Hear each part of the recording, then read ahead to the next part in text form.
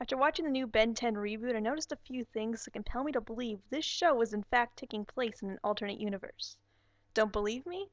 Now, for the most part, the series feels like a continuation of the original. Ben has already met all the original villains, and the show is structured similar to that of its original counterpart. One thing that confused me, though, at first, is if this is supposed to be the same universe, why does Ben have Overflow, when he didn't even see an Orchisian until Ultimate Alien, or when he unlocked his Orchisian form, he called him Water Hazard. But in the reboot, he calls him Overflow.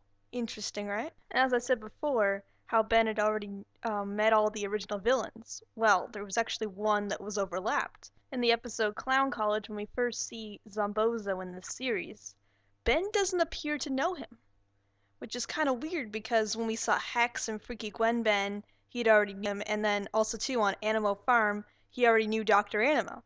But Zombozo he did not know. There have also been some parodies of the original episodes, such as Ready to Rumble, where we saw Forearms Wrestling.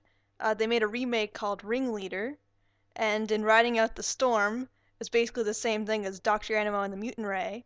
Freaky Wenben was basically a change of face, so they've been parodying themselves. And also too, there has been a location repeat. Niagara Falls. When we see Ben in the original series actually unlock the Master Control for the very first time, they were at Niagara Falls and he was beating off Kevin and Vilgax.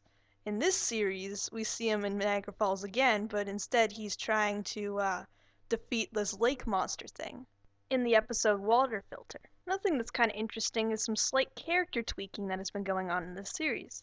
Now, as we knew, in the original series, Gwen was all about busting Ben every time he did something bad.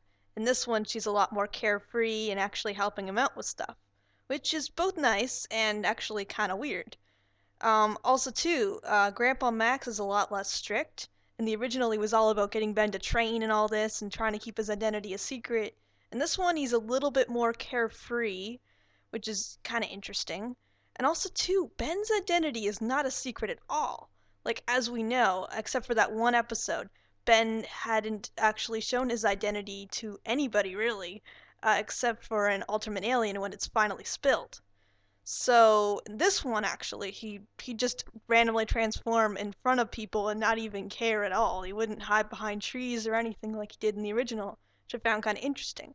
Another thing I found kind of interesting is when he would show people that he could turn into aliens and all this, they didn't actually react like one would expect, and half the time they didn't even particularly care or even ask questions as to how he could transform. I mean, heck, in Ringleader, they actually knew it was alien technology, like right off the bat when they saw him change back.